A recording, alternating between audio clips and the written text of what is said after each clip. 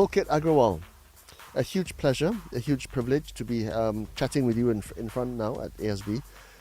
You are an artificial intelligence engineer at MIT, of course. Why don't you give us a bit of a context in terms of how you landed up in your role at MIT and how, in your area of study? Well, thank you for having me. It's a pleasure to be here at ASB and talking with you. So I was really fascinated with the brain, and brain is about circuits. That led me to do electrical engineering first in India at IIT Kanpur. Very quickly I realized that by studying circuits we couldn't really build intelligent systems. And I decided to go back to the brain to study what we can learn from it.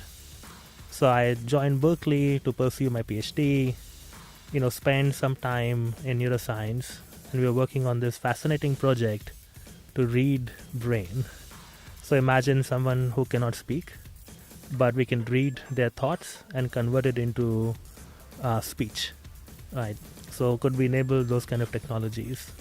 So what I realized is that maybe we have some progress in algorithms, but not so much in the hardware. And I wasn't a hardware guy. So I decided I'll, concentrate more on building AI systems. So then I started doing more computer vision, how do we learn by using less amounts of data, got into robotics. And then the dream really is to build a robot which can do whatever humans can do. And that remains a research area, to pursue which I started my lab called the Improbable AI Lab at MIT, where I joined as an assistant professor in 2019. Yeah, so the study of AI is not a new one. I think it's been around for at least perhaps 3 decades, right? Mm-hmm. But it's really this year that it's really caught fire with ChatGPT and it's the various big corporations that have really gone to town with it. Share prices at NVIDIA have just gone through the roof. Big tech is back in vogue again. At this point in time, what do people need to understand about how AI is being developed, Pulkit? It's a excellent question about AI being there for a long time, and I think there have been a couple of AI winters also. So it's not that it has been only started this year, right? So it was in the making since 2012 when the first big deep networks came out. So speech processing, machine translation, there were technologies which people are using quite a lot when you're talking with Siri on your phone or talking with Alexa, you are interacting with AI. I think what has happened is, for the first time with ChatGPT, that people are able to interact with AI systems very naturally, so that your mom, your grandmom can also go and interact with an AI system. I think that user interaction is new, right? But I think with any technology, if it is used in a way which is unchecked, or we don't understand it completely, it can have bad consequences. I do think the technology is powerful and has many good use cases, and there is a lot of potential. But the thing is, you're an engineer, and engineers, well, they tend to be very, very focused in what they do, and it's all about the innovation and the advancement of their field of study. And some might say there's a school of thought that perhaps engineers might not have the 360 perspective in terms of the ramifications of what they're studying. So that the breakneck speed at which AI is being developed is far outpacing by an order of magnitude the evolution, which is the organic evolution of the human race. And a lot of people are concerned. Stephen Hawking has mentioned it. Elon Musk himself has talked about it. Yuval Noah Harari has talked about it. At some point in time, there might be a Skynet scenario, Skynet Terminator 2, where the robots take over the human race. Where are we in terms of that perspective, Pulkit? Yeah, so I would say we need to change the narrative over here. And the change is due to the fact that any technology, when it comes in, it has pros and cons. When the internet was coming in, people didn't know what to do with it. When nuclear power was being innovated on, people didn't know what to do with it, right? There was this whole potential to generate energy, but also this potential to do harm. I think, as engineers, you have to deal with a lot of disciplines Now, what you're saying is true, that engineers have not been trained to do policy making, to judge ramifications of what the technology could impact the society in ways beyond just the innovation itself. But I think in the history, engineers have worked with policymakers, with corporations, with people from social sciences, to come up with a common platform where we can lay down guidelines and principles for how the technology should be used. So I think this is something we should do more of. And if you look at how things are being done, it's the innovators of this technology who are pairing up with social scientists, with people who are studying ethics, people who are studying morality, people who are going to write down our laws to ensure that we can use and harness this technology for the best of mankind. Now, the problem that you're saying that the technology is advancing at a speed which is much faster than what laws have come out. On one hand, it is true. On the other hand, people should also realize that this is not new. Once the internet was there, all the privacy laws came much later, right?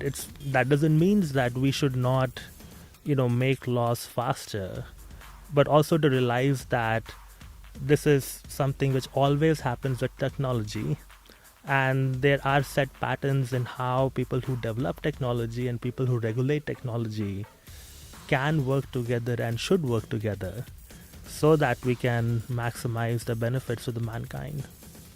Yeah, you're right. And with certain technologies in the past, we have come to the brink of global disaster, and we pull back from it. I mean, the Cuban Missile Crisis in 1960, where the Russians and the Americans were this close to bombing each other, right? Yeah. But we didn't. But the thing is, with AI, it's all-encompassing. It's omnipresent. It's omniscient, and it affects every single thing, right? And this is said as much by Kathy Wood at ARK Investments. She looked at AI, and AI is the one thing that traverses all 12 verticals that she invests in. So it is so powerful of an order on a scale that we have never fathomed before. I mean, nuclear can be one vertical, automotives can be one vertical, internet is one as well.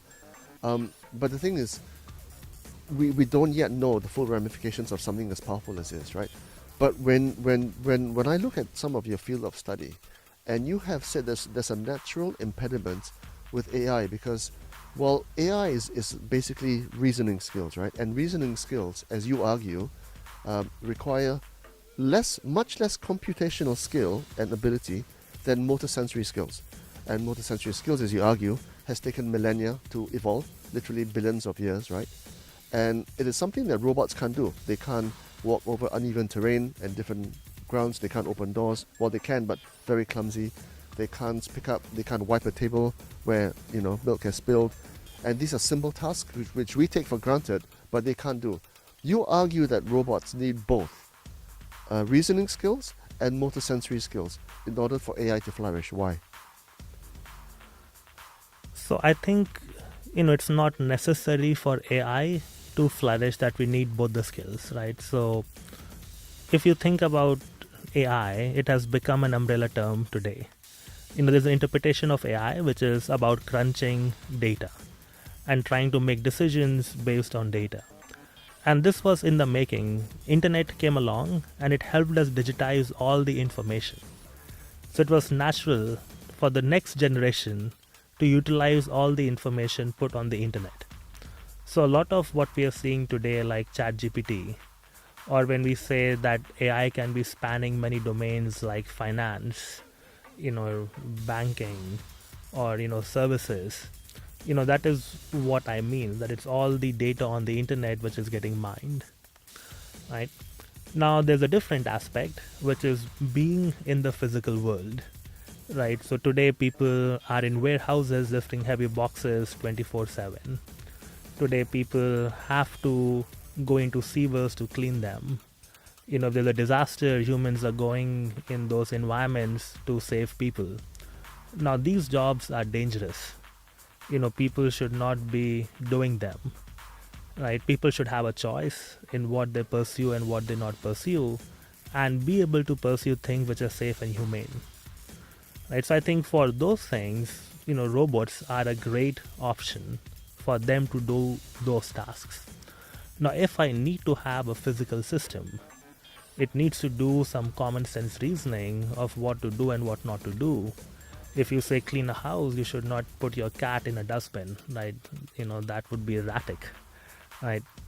So there's an aspect of reasoning involved over there to understand how humans do things, what is done, what is not done, and there's an aspect of how to actually do it, which is the physical intelligence part. So I think for those problems, we need both digital intelligence or reasoning and physical intelligence. You're right, but there's also a conundrum here, and it's obviously it's described by the term Moravec's paradox, which is robots are good at reasoning skills but very poor at motor skills, right? But we can't have our cake and eat it as well, can we? Right, Phuket? We might want them to do these things and do the kind of jobs that we don't want to do, like even perhaps go into battle, right, with opposing military forces. But it is at the reasoning skills that humankind is at most of being disrupted, because that level of intelligence is the one that they are very, very good at, and they can work 24/7, 365 without any rest and without any nutrition. They just need electricity, and that's the most concerning part. There's a school of thought that while you can't hinder or constrain development because it's a race, it's an AI race around the world, you can address deployment. And this is a school of thought that perhaps someone like Yuval Noah Harari might postulate, right? In the sense that you have to manage how fast and where AI is being deployed. Do you agree that should happen? And if so, how do we do that at a practical level? Because the business lobby have so much power, and they're the ones who have most to gain from basically robots that are able to influence the way you vote or buy things. Yes, so I definitely agree that before these technologies are deployed, there should be some legal framework, there should be some policy framework in context of which these technologies are deployed. Right, even when we deploy cars, there's a whole certification process which and cars have pharmaceutical to drugs as well. come through. Same for drugs, right? For similar things should also be there for AI systems, where for example, if you're using AI system to screen applicants for job interviews, then we better ensure that AI system is fair, right? And then if I go on social media and there are bots on the social media which can influence elections, the social media company should have a responsibility to at least flag that these accounts are bots and these are not humans. It could be as simple as a policy saying that why don't that every account should be flagged if it is real or fake. Now I do understand this might not be an easy undertaking, but it's something certainly implementable. Well, the thing is, the previous battlefield for the human mind was in engagement, right? That's what people like Google and Instagram and Facebook and they all do, YouTube to some extent. But now it seems to me that the real battlefield is in terms of intimacy and connection. Because when you are spending a lot of your time, as we humans do nowadays, online, and we are communicating with other people online, you can't tell whether the person that you're talking to is a human or a bot. And they might convince you that, for example, voting for candidate A is better than candidate B, or being perhaps a bit more lenient in terms of why perhaps Russia invaded Ukraine. You can influence those thoughts, especially those bots were generated by the Russians themselves, who want to, for example, cultivate public opinion in their favor, right? Should policymakers, and perhaps this is something you can tell me in terms of where MIT is approaching this, right? Should governments outlaw the impersonation of human beings as counterfeit human beings? And if so, how will we do it in a practical way? Do the developers themselves at organic level, like yourselves at MIT, say, hey, let's do this and do this in terms of managing and harnessing the power of what we're doing? So I will express my personal opinion over here. And definitely in the broader MIT ecosystem, people are working with policymakers and other interested parties to come up with what these value systems should be, because that's really the big thing. Like you have a self-driving car, the self-driving car can pass the driving test, but can still fail to drive. When humans pass a certain test, we have some trust in them that if they pass this test, they're going to do well. But the problem in evaluating AI systems are that they fail in ways which are very, very different from humans. Right? So there could be a machine which plays chess really well, and you change the chessboard to 7x7 or 9x9 or change a single rule, and it might completely collapse. Right? So humans, if we look at what humans do in some narrow domain, we can generalize how they might behave in a broader domain, which is not true with machines, and this is why the problem in evaluating what machines are going to do in the larger context. Right? Now, coming back to your question of if a machine is personifying someone else, should this be blocked? Should this not be blocked? Should it be legislated again? Should it be illegal? In fact, right?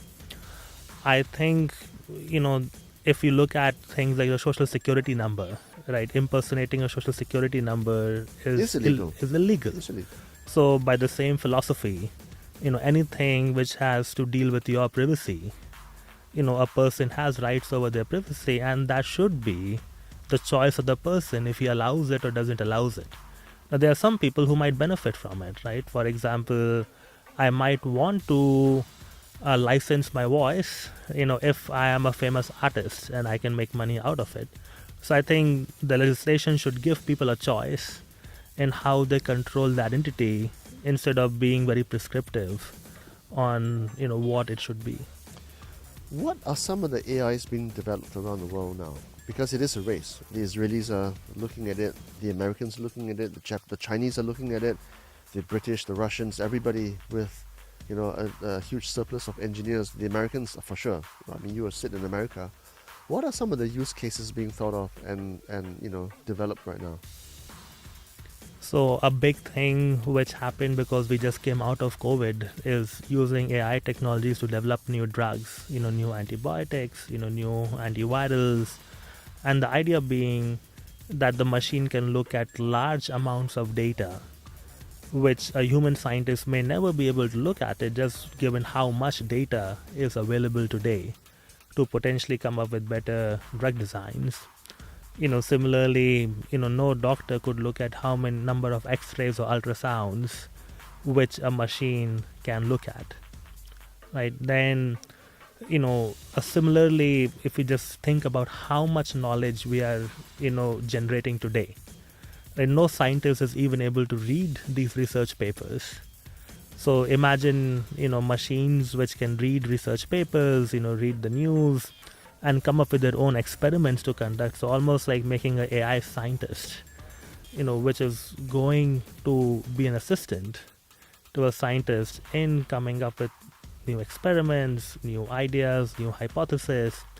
And that is really powerful as an idea because it could remove a lot of the boring, mundane things which you end up doing in research to push forward the frontiers of what we know in science and technology. Right now, of course, there are crazy things, like space exploration, or how do we make better batteries, or how do we, make robots do our household chores. There's an revolution happening right now with so many humanoid robotics companies, going public or coming out publicly in the past 3 to 6 months. Yeah. So you've been looking at the human brain for a number of years, and you've been involved in robotics for 12 and AI for 12. What do you make of, humankind's biggest fear, which is that robots can become sentient, right? And this is exactly what Blake Lemoine at Google, he's one of the engineers there, he went public with the Washington Post about how the AI models that he was interfacing with started to show signs of emotion and humor and compassion and things like that, which is very shocking to people at the time. Is that possible? I mean, was he full of BS? Or was he, what he's saying, was it true? I think one thing one has to realize is when humans look at things, they really attach emotions to those things. So there's this famous experiment, right? It's called in the book called Vehicles by Battenberg. And the experiment goes as following. There's a car and there's another car which is following the first car. There's a light on the first car, and the second car just follows the light. And then humans are asked to comment on what is happening. So some humans are like, oh, the second car is pursuing the first car. But some are like, hey, the second car is in love with the first car. So I think humans naturally attach emotions to when they see things. So even when there's a chatbot, and when the chatbot is saying things, people will naturally attribute emotions, irrespective of if the source of what was producing that content, whether it was a chatbot or a human, had emotions or not. So I would interpret most of these things as human interpretations of the words that are coming out of some software. We never make software to have these properties. What software is made is to optimize on some cost functions, right? And those cost functions look like, hey, produce me the most relevant sentence. Or if we have set up a software, say for marketing purposes, the purpose might be to increase the likelihood a customer is going to buy a product, right? But the software can get innovative in how it produces words, or what kinds of suggestions it provides a user to maximize its objective. Yeah, it's just that I understand what you're trying to say, because it's an interpretative issue, right? Blake Lemoire could easily have been misinterpreting what he was getting from the robot, but I guess because of the speed of computational process now that's involved, the concern is that the robots eventually get smarter than humans, and they will leave the humans in the wake, in their dust, right? And they might just say, I don't want to do these functions, I don't want to do these commands, I want to do something else. Is that even possible? I mean, at all, from an engineering perspective? Can the machines start to develop their own intelligence? So I think if there were no guardrails at all, and if I were to be an absolute optimist, I think that is possible, where machines are able to do things much better than a human. But does that mean that machines are sentient or conscious? Does that mean that machines are going to destroy humans? I think those are different questions, right? I think consciousness and intelligence are two very different things, right? So we have tools by which we could study intelligence. We really don't have tools by which we can study consciousness or sentience, right? I mean, if we were to go on a philosophical discussion, I'm happy to chat about it. By all means, make yourself known. I mean, what's at stake here? Right. But maybe let's start with the more concrete stuff, and we'll come back to it. Wait, sorry, I lost track. So we're trying to discuss whether robots can become smarter than humans. Yes. So robots can become, as I was saying, like, if I was an absolute optimist, robots can become smarter than humans. They can do things. Hang on. Why would you say if you're an absolute optimist? So you're talking as an engineer, right? You want the machine to outperform expectations, right? I'm saying absolute optimist because today's robots, they can't even open doors, right? I mean, they are so far away from doing physical things. Now, if I talk about intelligence on the internet, right, I say, hey, find me, how to repair my car, right? I could expect a software to go look up, many, source of information on the internet, compile that information, give it to me and say, hey, here is how you do it. Right, so that it can do much faster than I can do, because, I will not be able to search so many links so quickly and synthesize it. Right, or if a famous thing that people are trying to do is to give, artistic style to things that they're writing. So you come up with, some article and you say, write it in a Shakespearean style, right? And the machine will write it in that way. So in some ways, the machine could be creative. It could be smarter than what humans are. But, these machines or this kind of smartness is not going to hurt humans, right? The reason where it can hurt is if we deploy them in social media, right, where it can influence an outcome of an election, right? So when I say, that if there were no guardrails in place, then these things can start harming humans. Now, the argument that people make is that, hey, because if these machines become so smart, we wouldn't even know where to place the guardrails, right? And what would happen in that case? But I do think, as creators of this technology, when we are deploying them, we always know what we're giving them access to, right? So, if we maintain, a good rigor, then it is possible that we can, have these machines be way smarter than humans, but still working for betterment of humanity instead of going against it. Well, that's the thing. You're using words like if and could be and would be, right? But at this point in time, it seems to me at a layman level that engineers are not putting those guardrails in place because it's a race. It's a race against time to build a faster, better, smarter robot than the next country, right? So those guardrails are not necessarily it's not the priority right now. The priority is speed and the priority is advancement. Am I right in suspecting that?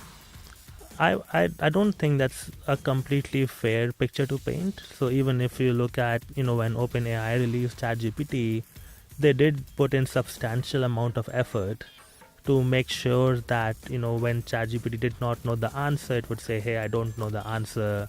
Or it would say, hey, I am a chatbot. Well, it didn't though, because I tried ChatGPT or OpenAI, and I said, who's Kusu Chuang, right? And it started off accurately, and then it started to editorialize in a magnificent way, saying that I'd written books and it gave the titles of those books. It said I studied in places where you might have studied, but I certainly didn't. And I was quite impressed by my CV, but it was all fictional. Hallucinations, right? It was all hallucinations. Yeah, exactly. So I think So there were no guardrails in place. They just gave me those details. So I think maybe you're talking about two different things, right? So one is the effort which was put in to ensure that the content which was being generated, did not hurt people. It was not unfair. It was not unethical, right? They did put in guardrails around that. The problem you are referring to is that these models were hallucinating content. Yeah. And this is a real problem, right? And, this is where, if you look at, when Bing tried integrating ChatGPT, when they were generating summaries, they tried having sources which were being cited, right? So which were fictional. In certain cases, yeah. In certain cases, yes, which has now made the research community, go into the direction where they can like, hey, can we give you actual sources of information, right? So if you look for a recent hearing which came out in law, where if you were to present some documents in the court, it has to be certified that, a human produced those documents, or if some AI system was used to produce those documents, then a human has to verify all the sources which were listed. So I think, thinking of a society where it is completely human or completely machines is maybe not the best way to think about it. But how do we put machines and humans together, right? And the guardrails are really coming in by the fact that humans are checking the output of those machines and not just taking it for granted. I think that might help people use the technology right now as we are figuring out how to build those guardrails in a more rigorous fashion. Yeah. What's okay for me to, I guess, contextualize what I'm getting from ChatGPT, because I'm 51 years old. I've been around the block a couple of times, and one gets to separate fact from fiction.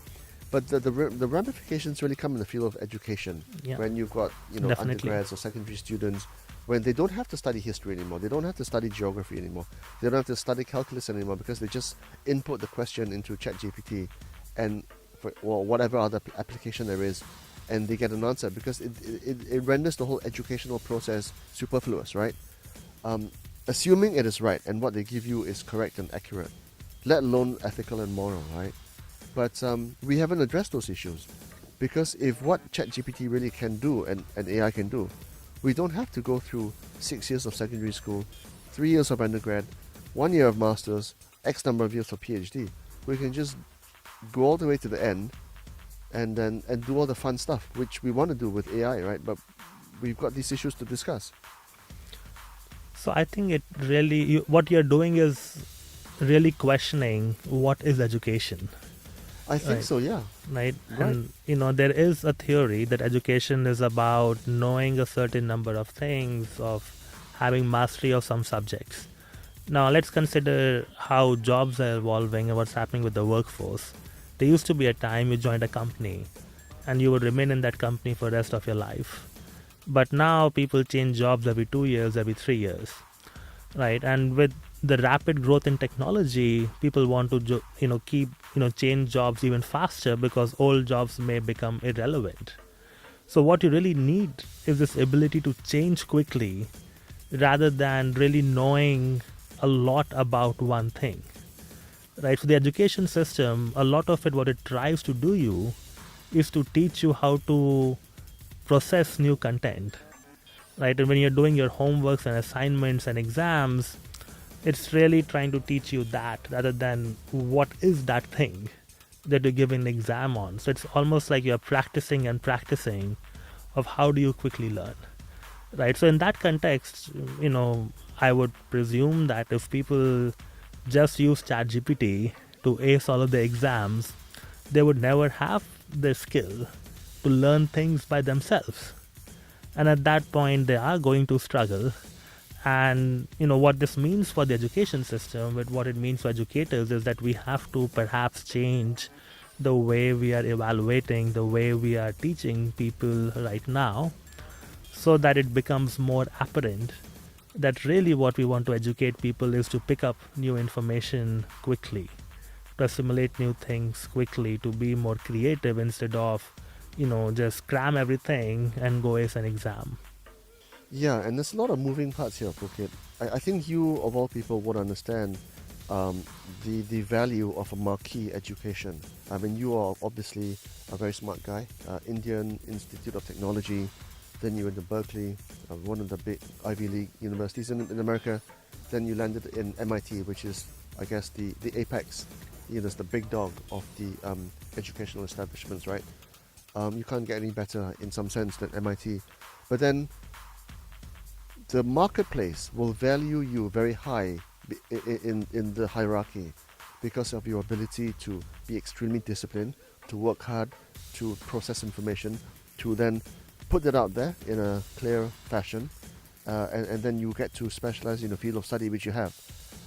If AI reaches its logical conclusion, that whole educational paradigm will dissolve because you don't have to go through that process anymore. You can sit at home and make inquiries of this disembodied intelligence, and you get the replies instantaneously. What happens beyond that, though? What is the future of education? What does the future worker look like if this has happened and will continue to happen at a very fast rate? So imagine a world where there was no education, right? Maybe the world which is, couple of, thousands of years back, right? I think children and humans came up with games to play with each other, right? And they were still smart in what they were doing. So, I think if it was the case that an AI system, came along and it made, all access to information be very easy, that I can query anything I want to query, right? Then, the purpose of people knowing facts will no longer be there because you don't need to know facts. I can always look for it. But I think at that point, the humans might find a different value system. They might make up their own games then and start playing them. Or you might imagine, which some people talk about, that, if that were to happen, there will be universal basic income. And, people have access to the basic means to spend their life. And what they spend their time doing is pursuing their more artistic. The fun stuff, while the robots take on all the mundane jobs, right? Yes. That would be the holy grail. That would be a possible future, which would be, allowing people to pursue what they dreamt of to pursue. And then you've got things like Neuralink, right? And in Elon Musk's idea of the Neuralink world, is when there's chips embedded in your brain. That is obviously quite intrusive, because you've then got this ability to, um, in very very short space of time, learn new skills, whether it's computer science, whether it's video editing, whether it's to speak 5 different languages. You then buy those chips, and then if I want to speak German, right, I'll just buy the chip which says German. I'll just upload the information to my chip, and then Bob's your uncle. That takes it again into a different world entirely. What do you know about that part of industry? So at least for speaking German, I wouldn't buy a chip, you know. I mean, it might I take would. you a few months to learn German, right? But if you can just put in a chip, which then easily within a second enables you to speak German. No, I can speak German today. Just give me my phone. You know, whatever Absolutely, I'll speak will come out in German, right? No, I think this technology of implanting chips in the brain, if we think about, neurological disorders, I think curing them, or if you think about, Alzheimer's, dementia, Alzheimer's, memory, Parkinson's. but even if you have an accident, Yeah. right, then how do we use, current technology, or how do we use some aids that we develop for the brain to restore function? I think that would be amazing, right? If someone cannot speak, or if someone lost their eyesight, but then they did a surgery, but then you need to still reconnect your eyes back with the brain. So in that space of things, it looks like an amazing technology which could really change the quality of life for many people. I think for injecting information into the brain, now if we really believe, and which I think will happen, that if I query an AI system on the internet, it will have all the information. So just putting information in my brain doesn't seem like a thing I should be doing, or I would want to do. Now, so I don't know why someone would do it. So I would really think of these chips as maybe simulating some part of the brain. So maybe it could increase my learning abilities, or if I have some loss in my brain function, to modulate that. And so if you think about when people say brain reading, right, what is brain reading? That brain reading is interpreting neural activity happening in the brain and converting it into information. So for example, if someone cannot speak, I can record brain activity so I know what are the words, and then I can convert it into voice, right? But that is an example of providing functionality to someone who has lost their natural brain function, and that to me is the frontier in that field. Yeah, and obviously the medical applications are ginormous, right? Obviously there would be very, very positive benefits, but it's like the automotive, right? The automotive can either take you from A to B in a safe, fast way, or it can kill, right? Mm-hmm. The thing is, the automotive is 125 years old, and it's been, obviously regulated, but we don't have those guardrails in AI, right? What are the parameters by which MIT engineers such as yourself, entertain in your minds when you work on these technologies? Do you have a self, modulator in mind? And what kind of thought processes do you entertain? So, for instance, when ChatGPT was coming out, there has been a lot of discussion about, how we should regulate the output of ChatGPT, when it is used in deployments. For example, how do we guarantee if we are producing code automatically, that code is functional? If there is language being produced, are we being culturally sensitive to different diverse groups, right? So for example, in my group, one of the students, he was starting collaborating with someone doing ethics and someone doing public policy to figure out what principles we can come together with. So I think with academic institutions, the one great thing which happens is that you have people from different backgrounds, but they're really melting pots for these kind of discussions to happen, which would not happen so naturally maybe at big corporations. At a private sector level, right? Because they would have something commercial in mind and then reverse engineer that situation. They might not have those guardrails in place. So Is that a concern? see, whenever products are involved and money is involved, there is a scope that someone will try to rig the system and only care about the money that they're going to make, right? But I don't think it's always the case that people go just for the money by floundering on all the guardrails. So even if we look at the deployment of self-driving cars, the authorities, the government authorities and companies have been working together. So I don't think it's fair to just say that all companies are flouting the rules and doing whatever the heck they want to do so that they can put the technology first, right? And similarly, I think, and what you're saying to some extent is true, right? When engineers are building systems, they don't think about how those systems are going to be used, right? And for a long time in AI, it was that these systems are, not even powerful enough. That what are they going to do? So let's just first build the technology. But I think in the recent, 3 to 5 years, that perspective has started to change. And there are conferences which are dedicated to studying fairness, right, to studying safety. And universities are also hiring faculty in these areas who can sit at the intersection of what machine learning AI is doing and what we might need to deploy these systems in the real world. So, I don't want to take a position which is to say, hey, we are doing everything correct, right?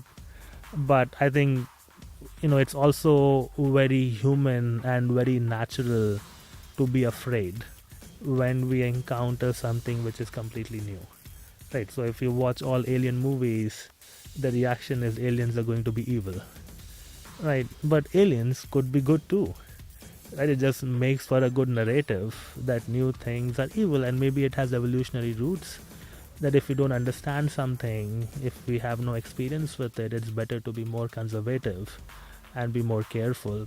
So I think really the lining or the takeaway is that, as we are deploying these systems, let's be more conservative. Let's not rush into it, right? But I don't think we should, prevent the research or the development of this, because if someone stops, the other person is not going to stop, right? Which happens. Well, it's a race, isn't it? So it is a race, right? Definitely, it is a race, right? So there's no point stopping the race.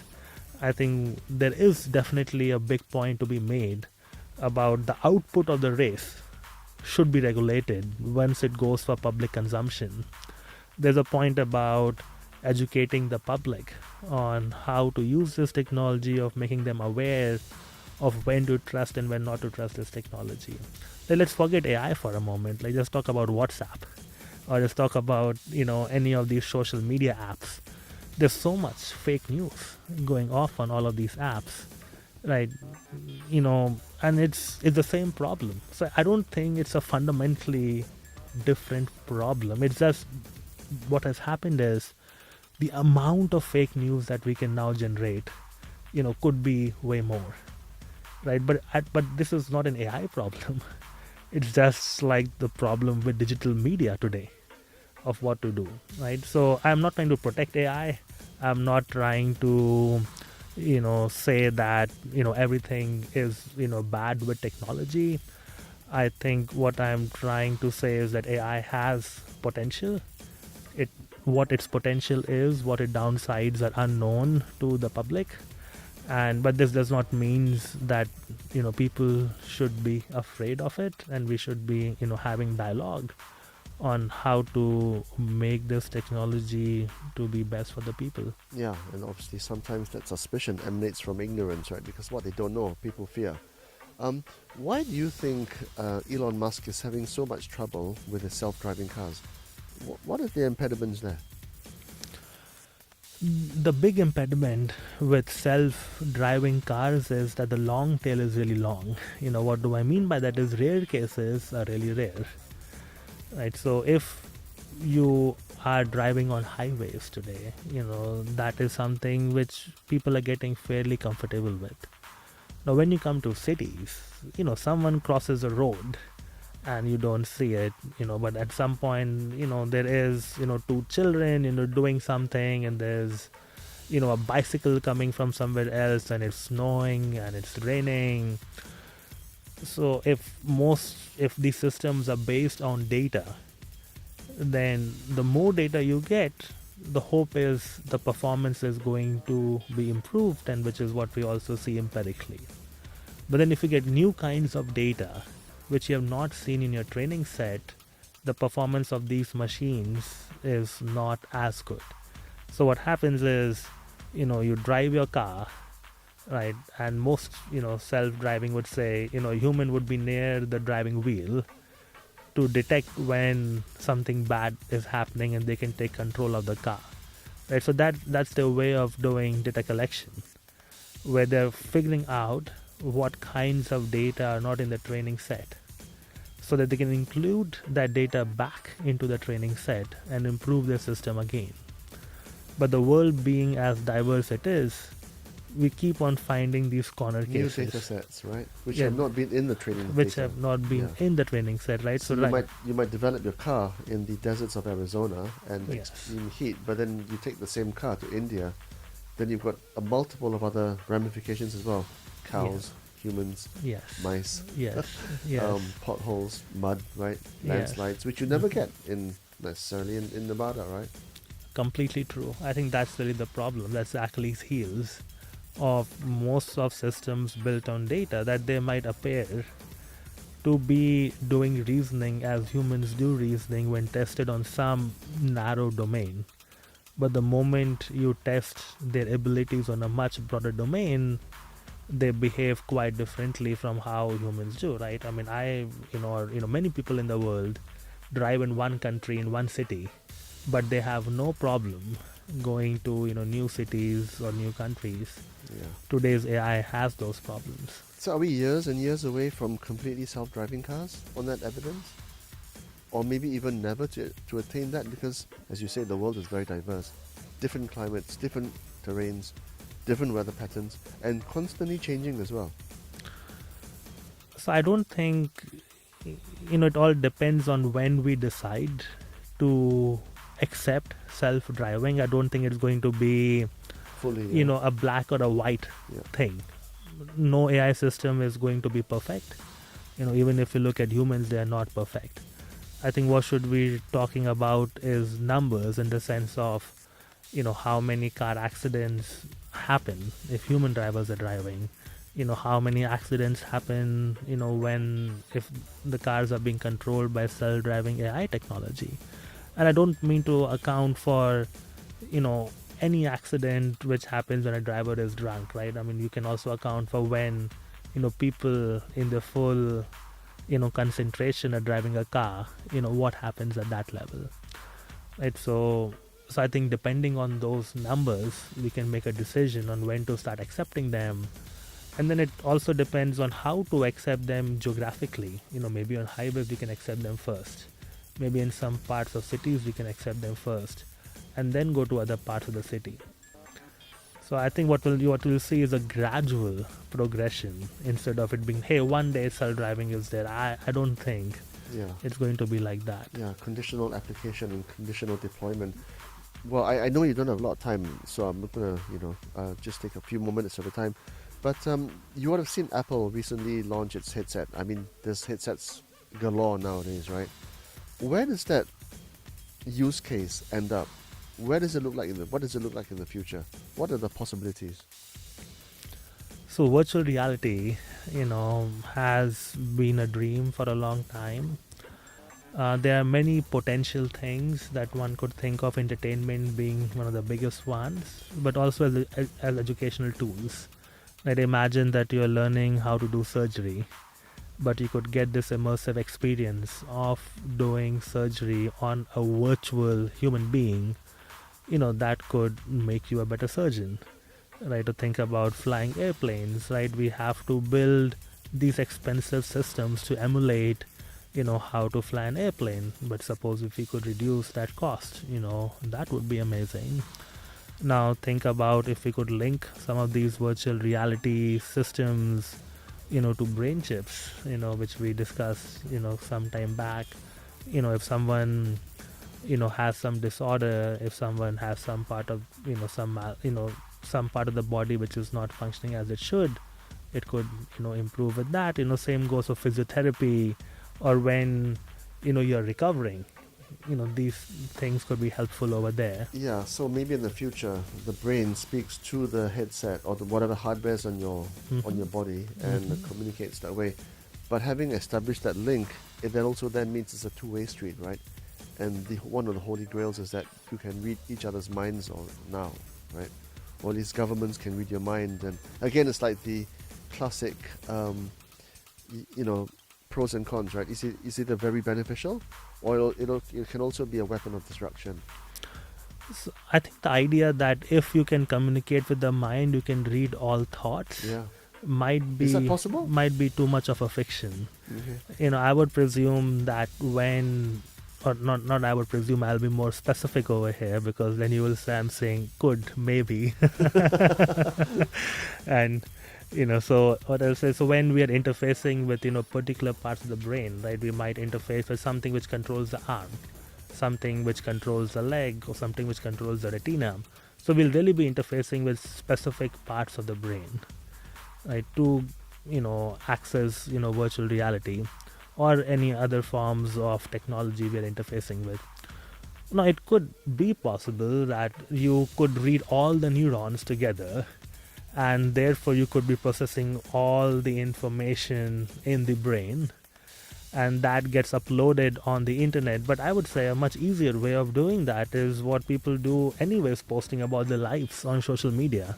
Yeah. So gaining more information than that is unlikely that you're going to get that. I think maybe we should, more likely is that by crunching the information that people already give. Is it at all possible, and being aware of the motor sensory limitations of each individual? I mean, you could be more or less coordinated than the next person, right? But in the future, could you have that cerebral link where everybody can play like Roger Federer tennis, right? Or drive a car like Max Verstappen, irrespective of your innate skills. Is that possible? If you don't have a fit body, no matter what you do with the brain, Okay, you so you still need that side, you couldn't play that, right? I think it's body and the brain put together that makes you who you are. So I mean, I would I'm not an expert in this area, but if you consider people like Michael Phelps or Roger Federer, I presume people. Michael Phelps is 6'4" and he's got muscles on his muscles, right?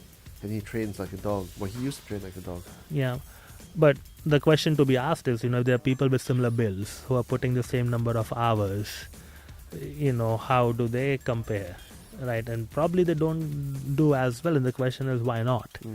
I think that is one of the biggest mysteries that we don't yet know the answer to. Okay, let's end with your thoughts on how humans, at an everyday level can, I guess, position themselves or prepare for or strategize for this future, which you are right in the thick of things in terms of its development. But, at everyday level, we really have no clue what's in store for us in the future. How can humans, how would you advise your son, for example, Phuket, to prepare for this future? So our first thing I would say is learn, how to pick up new things quickly, instead of, just trying to, learn one thing very, very well, which I think is a great thing to do, which we should all do. But don't ignore the fact that you also have to learn quickly. The second thing is, if you are getting information, go for the source of information. Don't trust it blindly, which I think will negate a lot of the content being generated by generative AI, which if it was being used for false purposes. But I think this fact checking is going to become more and more difficult. But I think just having that awareness, the same way people had awareness of privacy, at least led some governments like the EU to formulate privacy laws, right? So I think Knowing that will, or having that at back of the mind, will make it part of the political discourse, which I think is a crucial aspect. Third would be, this technology is new, but it has, benefits also. And don't think of that it's AI versus humans. I think it's AI and humans working together as a team, where we really think of things that we don't want to do and see how this technology can take all of those things, which makes me feel more tired, and really gives me back my time and the energy and choice to do things that I want to do, and to proceed with that outlook and perspective, to see what guardrails we should put, right? And maybe some things we should never give access to, because that would mean we will not be able to put those guardrails in place. If I can just get you to refine your first point, which is, well, not just the ability to learn new things continuously, but what kinds of things what should people be learning?